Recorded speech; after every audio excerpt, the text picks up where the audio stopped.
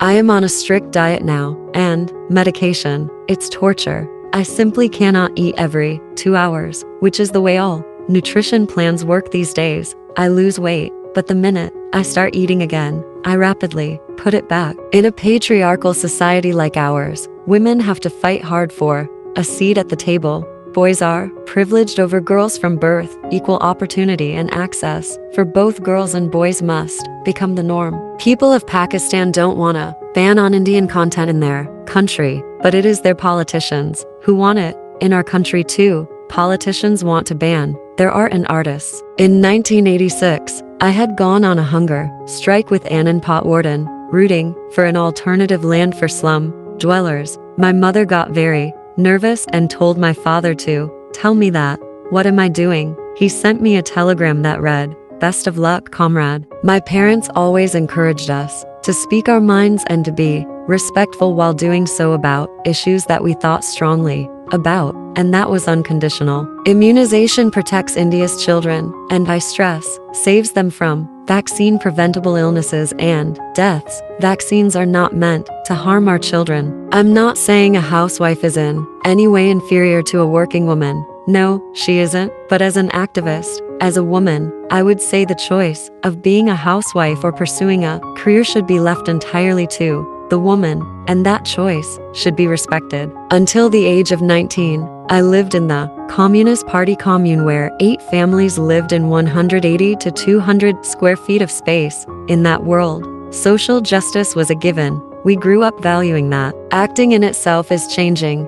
This changes because of the advent of the casting director. Earlier there would be stock characters who would be seen in every film. Now, casting directors are bringing fresh faces. At the age of 7, I wanted a doll with blonde hair and blue eyes, like other girls in my class, but my father gave me a black doll and said, "Black is beautiful." Telling this to a 7-year-old was quite peculiar, but these were the values we inherited from him. We never had money, but it was never a problem. The spirit of comradeship, the commitment to gender equality, social justice, and a celebration of pluralism and India's composite culture provided the glue that kept us joyous and closely bonded. It is accepted the world over that women are an essential part of what makes a society successful, and only through supporting and empowering women can a country truly be strong. I must confess that flowers are my weakness, and I love receiving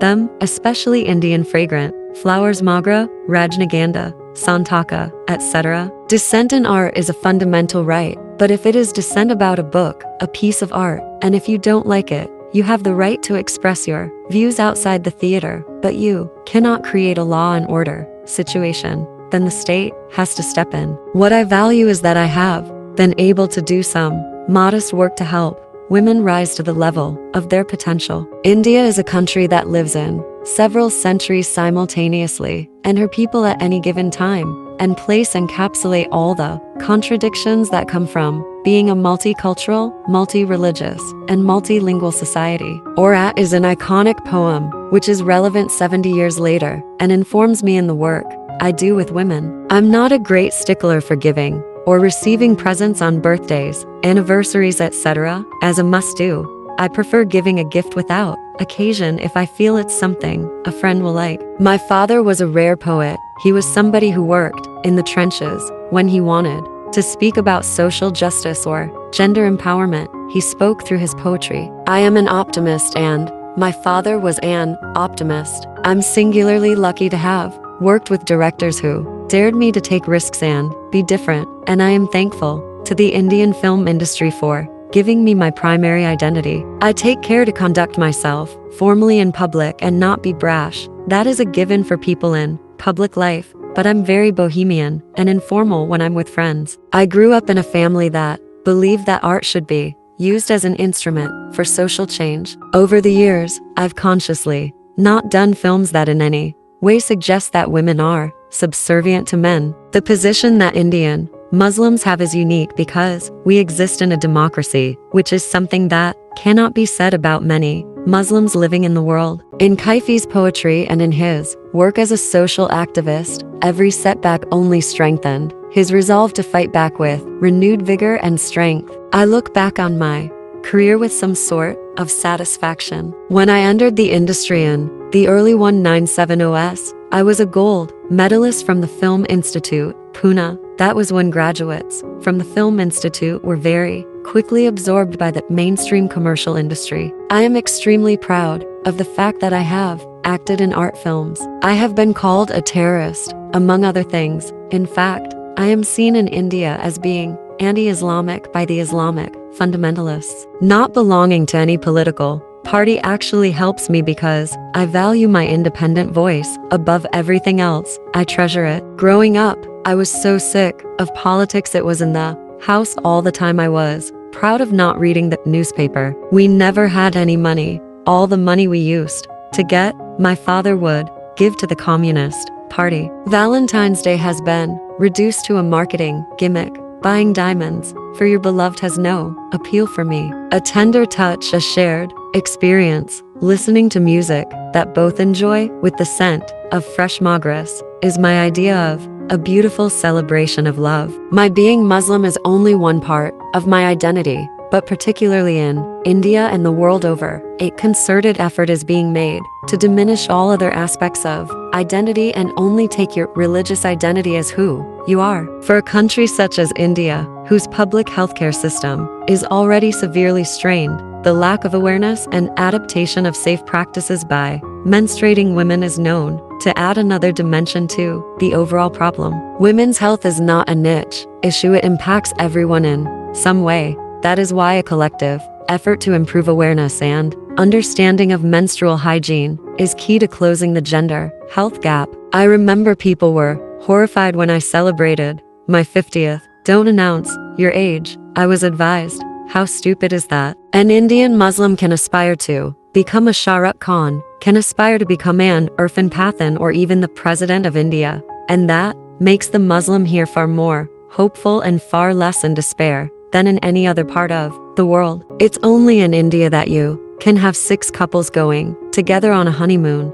I don't think it happens anywhere else in the world. I think there is not enough understanding of the fact that, in a democracy, how you treat the security of the minority must be a very important part for the success of a democracy. A fatwa is not a diktat. It's not binding. To turn the utterance of a non-entity into a fatwa and then talk about it endlessly really gets on my nerves. One of the best things that we have in India is a free press. There is a dumbing down of the news. Newspapers today seem more like tabloids. I have to wade through 7 newspapers before I can find a couple of paragraphs that are serious news. What a pity. Why is a woman always judged only on the basis of her relationship with her family members and the time she gives them, and not on the basis of her success at work? Why cannot a woman be shown working out of choice the way men do? Can't a woman work because she enjoys it and is capable of doing it?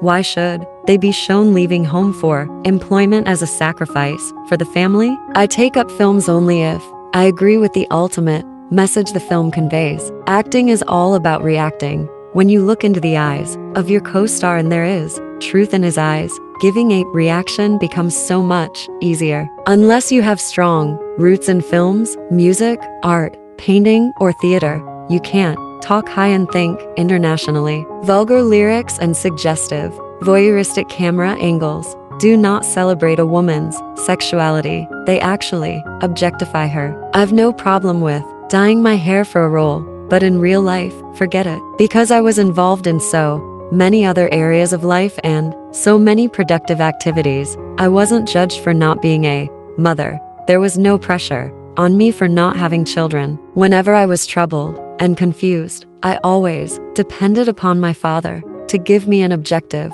perspective. Earlier, there were only 2 hairstyles. If the hero had a fringe, he was village bumpkin. If he slicked his hair back, he was an urban sophisticate. Earlier, at 30, a girl's career was over. Now, all of our top actresses are above 30 and doing well. After it was declared as an industry and legit money started coming in, actors were then given the choice of making one film at a time. For me, be it Arth or Libas or Masoom, there has always been space to break stereotypes or social constructs and perform beyond the norm. It happened all through my career, and I am happy it did. I've done whatever I've been compelled to do, and I've done it all to the best of my abilities. If I've been recognized or honored for what I've done, then those are bonuses, not the reason for doing what I did. An actor's resource base must be life itself. I can't describe fear as well as I can describe courage. Courage is when you overcome fear. We need role models in our society that the youth can look up to because that space is shrinking. Smartphones have ensured connectivity like never before. We are bombarded with information on 24/7 television and other news sources. We are in constant touch with each other, communicating via technology. I don't see the point of having a favorite sari or a favorite outfit if I know that I won't repeat it. I'm glad Kate Middleton has been repeating her outfits and talking about sustainable fashion. Celebrities must set an example and repeat their clothes. A woman director is not obliged to make a feminist film. She can make what she wants, a thriller, an action film, a comedy, or whatever, but hopefully, she will be informed by a gaze that is female. If you only play the glamour doll and you want to cling on to the image, then it will be difficult. But if you don't, you will prolong your career. I like having family and friends around me. Our house is always overflowing with guests. In times of crisis, the artist must rise to the challenge and try to make sense from the chaos. It is always necessary that we point out our flaws for the betterment of our country. If we do not, how can our conditions improve? But the atmosphere is such that if we criticize the government, we are branded as anti-nationals. India is a beautiful country. Any attempt to divide people cannot be good for this country. Terrorism should be struck down with an iron hand. If you stay cocooned in your own safety net, you cannot grow. As an actor, you need to be socially engaged and invested to hone your skills.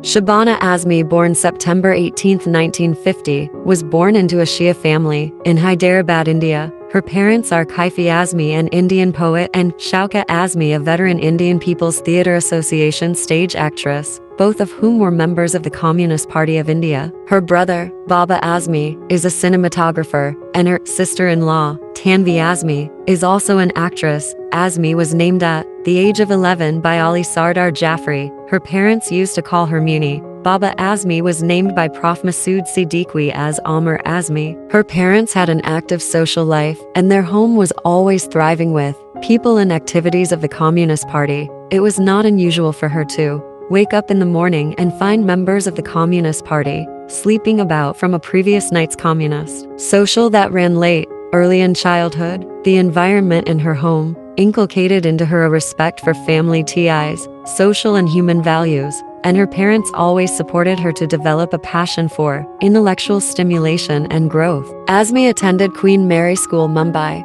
She completed a graduate degree in psychology from Sri Xavier's College, Mumbai, and followed it with a course in acting at the Film and Television Institute of India T. Pune. Azmi eventually topped the list of successful candidates of 1972. Azmi made her film debut in 1974 with Anchor and soon became one of the leading actresses of parallel cinema. Then a new wave movement of art films known for their serious content and realism, and sometimes received government patronage. Several of her films have been cited as a form of progressivism and social reformism, which offer a realistic portrayal of Indian society, its customs and traditions. In addition to acting, Azmi is a social and women's rights activist. She is married to poet and screenwriter Javed Akhtar. She is a goodwill ambassador of the United Nations Population Fund UNFPA. In appreciation of Azmi's life and works, the President of India gave her a nominated unelected membership of the Rajya Sabha,